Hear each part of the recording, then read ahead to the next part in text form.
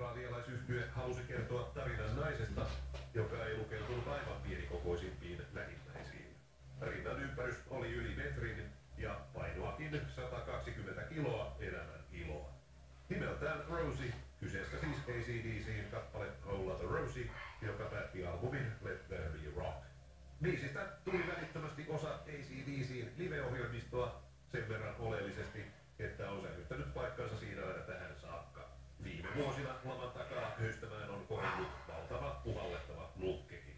Biisin kerrotaan syntyneen Paul Scottin yhden yön kokemuksesta kuvatun kaltaisen naisen kanssa, jättäen lähtemättömän vaikutuksen yhdessäolon hetkistä.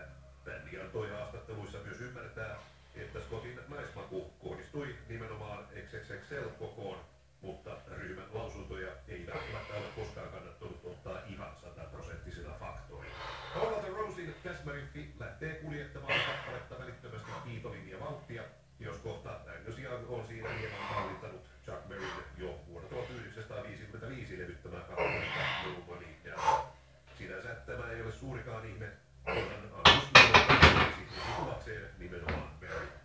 Ja sen verran toimivahan tuo riffi oli, että kelpasi kohta